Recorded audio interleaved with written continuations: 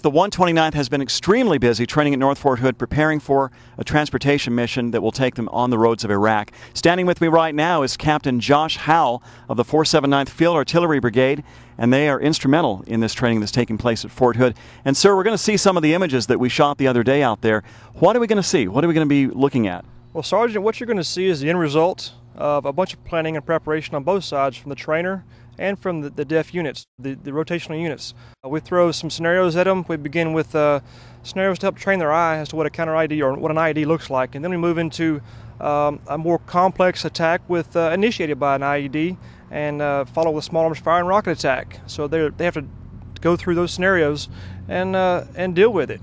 Is this pretty typical for the kind of training that transportation units receive? It is typical. We try to make it tailored to what their mission is, and if they're haul missions, we try to run with their teams as they would fight. So train as you fight mentality. That's very good. And right now, we'll turn our attention to that video, and this is the 129th Transportation Company in action.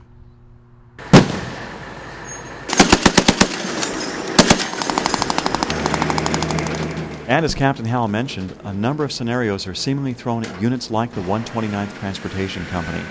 The idea is to make it as real as possible without compromising safety. They get them, they push them. But the whole thing, we as out for OCT, is safety. Before they take out, we make sure our guys is out the way. Because HETs is heavy equipment transporters. They will haul tanks, dozers, and everything, so these trucks is pretty big. Plus, those involved in the instruction and role-playing want to be sure that these transportation soldiers receive balanced preparation for the mission they'll soon face.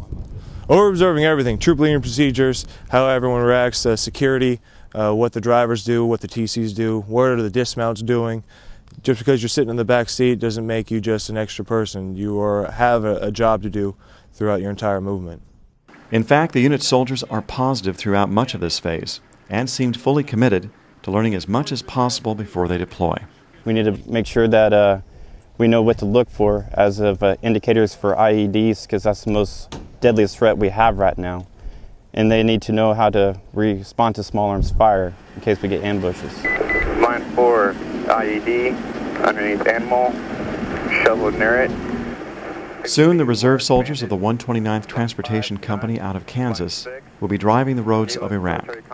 It is hoped that some of the lessons learned here will go with them. Roving mission, line 8. We have pushed back about 250 to 300 meters.